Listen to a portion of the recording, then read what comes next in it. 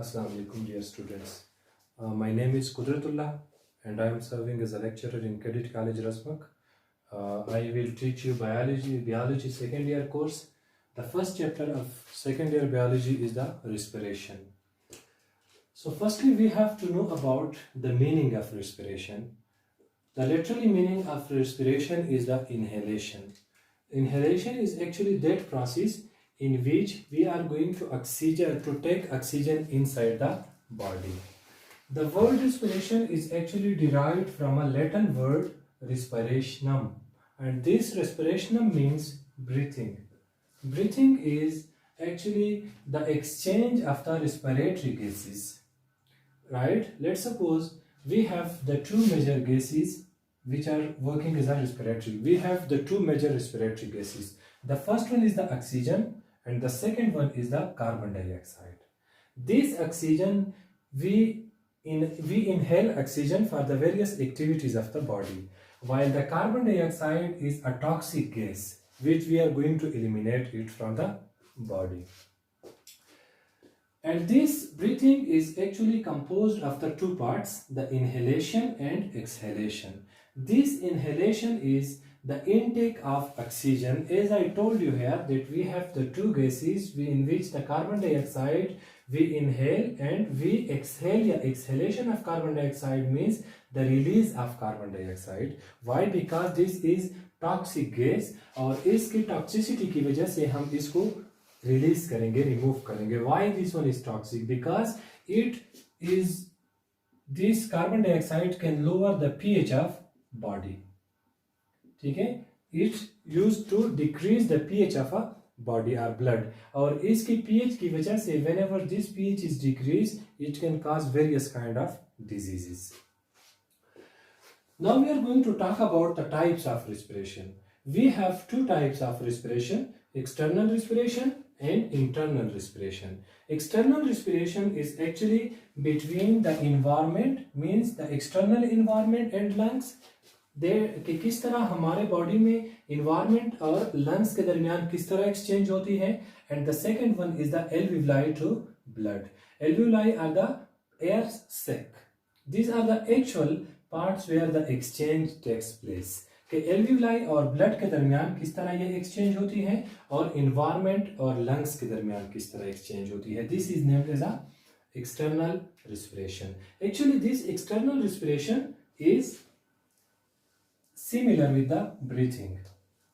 लेकिन लोग ब्रीथिंग और रिस्पिरेशन में कंफ्यूज होते हैं. तो यहां पर हमें क्लियर होना चाहिए कि breathing is a part of respiration while respiration is a large component. ठीक है, इसमें हम breathing is a part of respiration. respiration के लिए breathing का होना जरूरी है.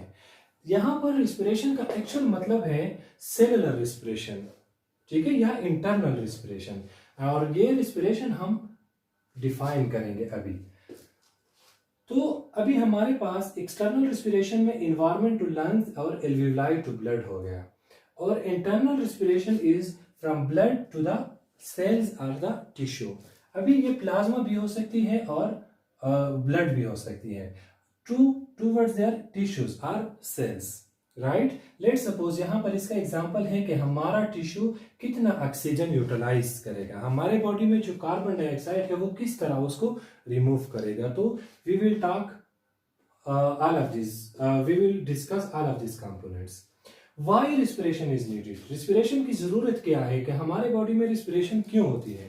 रिस्पिरेशन का जो प्राइमरी कंपोनेंट है that is the energy derivation, कि हमारे पास एटीपीज की प्रोडक्शन हो. और as we know that ATP is the fuel और currency of life our body. और इस एटीपीज की वजह से whenever we have no ATP there will be no activity in our body. All of these activities must need energy. So now we are going to talk about the definition of internal respiration or respiration. Respiration is actually a catabolic process, right? This is a catabolic process. So now we will discuss that what is catabolic process. So this is a catabolic process in which the larger and complex molecules are broken down into simpler, right? You must have to know about catabolic.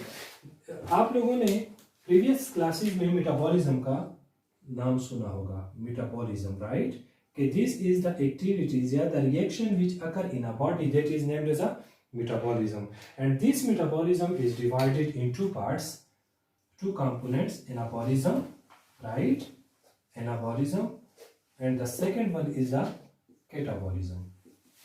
Okay, anabolism and catabolism. This anabolism is actually the constructive process, right, इसमें construction होती है, constructive process. इसका मतलब क्या हो गया? इसका मतलब ये है कि in case of a photosynthesis, right, in case of a photosynthesis हमारे पास क्या होते हैं? In case of a photosynthesis हमारे पास ग्लूकोज की फॉर्मेशन होती है। ग्लूकोज की फॉर्मेशन होती है किस तरह? कार्बन डाइऑक्साइड प्लस वाटर, ये आपस में रिएक्ट करके हमारे पास C6H12O6 यानी ग्लूकोज प्लस ऑक्सीजन बनाते हैं। ठीक है, so this is a constructive process. इसने हमारे पास एक सोर्स बनाया, एक कॉम्प्लेक्स मॉलिक्यूल बनाया, लेकिन in catabolic process this is a destructive process, right, this is a destructive process, ये डिस्ट्रक्शन होती है। In this destructive process this glucose molecule which is prepared over here, this glucose molecule is utilized, right, in the presence of oxygen, and it give us ATP, right, and also carbon dioxide, तो इसमें जो हमारे पास carbon dioxide बन गया, this carbon dioxide is actually a toxic gas, and we have to eliminate this carbon dioxide from the body. Why? Because this is going to lower the pH of the blood. ठीक है, अभी हमारे पास जो respiration होती है वो सिर्फ और सिर्फ इस प्रोसेस के लिए होती है, एनर्जी डिराइवेशन के लिए, because we need energy for the all the activities of a body, right. यहां तक क्लियर हो गया कि definition of internal respiration are the cellular respiration is that process in which the larger and complex molecules are broken down into simpler. यहाँ पर complex molecule ये है, इससे और क्या हो सकता है? लेट्स सपोज हमारे पास मैक्रो मॉलिक्यूल्स भी है, प्रोटीन भी है, लिपिड्स भी है एंड कार्बोहाइड्रेट्स भी है, लेकिन इसका जो एंड प्रोडक्ट होगा that is glucose, and this glucose is results into the ATP, right. यहाँ पर एक क्वेश्चन और भी है कि this internal respiration is actually the aerobic respiration, right, ये क्या है? This is aerobic respiration. Aerobic respiration means that it must need oxygen for the activities. We have two types of respiration on behalf of the oxygen concentration, anaerobic and aerobic respiration. Anaerobic respiration is that process in which, let's suppose in a severe exercise you have a fatigue in your muscles. Why? Because that is into the absence of oxygen, या lowering of oxygen into the body, and whenever the oxygen concentration is abundant, so we have a normal respiration and that leads to the energy production. लेकिन ये किस तरह होती है? This aerobic respiration ये इस glucose molecule को carry करता है टुवर्ड द माइटोकॉन्ड्रिया, और माइटोकॉन्ड्रिया में फिर हमारे पास क्या होता है? वहां पर फिर सेलुलर रिस्पिरेशन होती है। आप लोगों ने शायद सुना होगा Krebs cycle, right, Krebs cycle, इसमें क्रेब्स साइकिल होती है और इसके साथ साथ ATC, electron transport chain.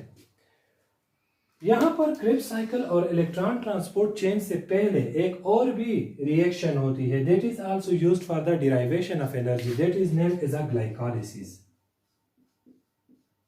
But this glycolysis occur in a cytoplasm, a very important objective, right, कि ग्लाइकोलिसिस हमारे पास साइटोप्लाज्म में होती है। ओके, जब उस साइटोप्लाज्म से हमारे पास ग्लाइकोलिसिस से जो एंड प्रोडक्ट बनता है, let's suppose in a form of a pyruvate, लेकिन जब उस पायरुवेट को ऑक्सीजन मिलती है तो वो माइटोकॉन्ड्रिया की तरफ आता है, लेकिन जब उसको ऑक्सीजन की कंसंट्रेशन में डिक्रीज होती है, वो कम मिलती है, तो वो मसल ही में डिपॉजिट होकर उससे फिर लैक्टिक एसिड बनता है। यहां तक क्लियर हो गया? Now we are going to talk about the respiration in fluids की, यानी रिस्पिरेशन में क्या क्या आते हैं?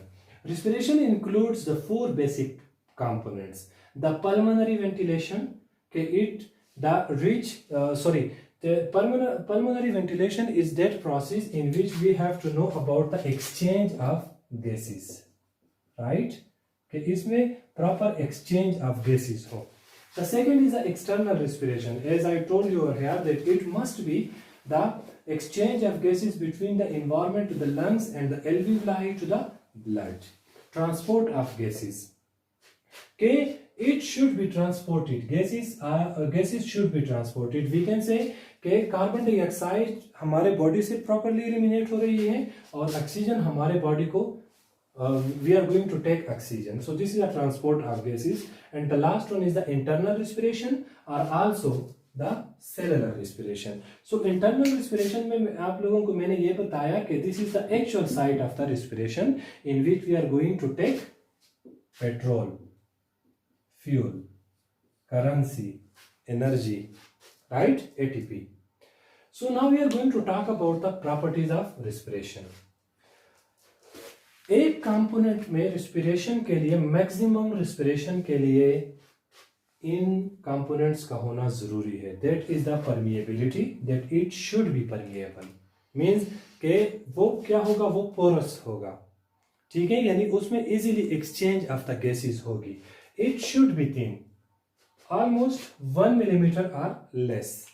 ठीक है, कि जितना भी इसका सरफेस थिन होगा उतना ही easily exchange of the gases हो सकती है. Number third one, it contain a large surface area. इसका लार्ज सरफेस एरिया ज्यादा, इसका सरफेस एरिया ज्यादा होना चाहिए. यहाँ पर लेट सपोज मैं आप लोगों को एक एग्जांपल बता रहा हूँ. We have two type of leaves, this two. यहाँ पर भी इसमें पोर्स होते हैं और यहाँ पर भी इसमें पोर्स होते हैं. तो यहाँ पर जो ट्रांसपिरेशन रेट होगी that will be maximum. Why? Because of its large surface area. The fourth point is the rich blood supply. जितना भी ब्लड सप्लाई इसको ज्यादा होगा उतना ही इजीली ये एक्सचेंज ऑफ द गैसेस हो सकती है. And the last one is the proper ventilation mechanism. कि इसका जो वेंटिलेशन मैकेनिज्म होगा वो प्रॉपर होना चाहिए, मतलब मेंटेन होना चाहिए. और उस वेंटिलेशन मैकेनिज्म की वजह से फिर जो डिफ्यूजन प्रोसेस है वो मैक्सिमम होगी. And what is diffusion? Gases हमेशा के लिए मेजॉरिटी केसेस में ये डिफ्यूजन के थ्रू फ्लो करते हैं. Diffusion is actually that process in which the gaseous molecule can move from the higher concentration to the lower concentration. So let's suppose our alveoli contain a huge number of the oxygen while our tissue contain a less number of oxygen. तो सबसे पहले ये blood में आएगा और उस blood से वो ऑक्सीजन फिर हमारे टिश्यू में डिपॉजिट होगी. इसी तरह टिश्यू में कार्बन डाइऑक्साइड की कंसंट्रेशन ज्यादा है, लेकिन ये सबसे पहले ब्लड में टिश्यू में कार्बन डाइऑक्साइड की कंसंट्रेशन ज्यादा है as compare to the alveoli. तो ये ब्लड में आएगा और उस ब्लड से फिर वो एल्वियोलाई में आएगा. So this is the diffusion process. So this was actually the introductory class and we will start a regular classes from tomorrow inshallah. Okay, Allah Hafiz.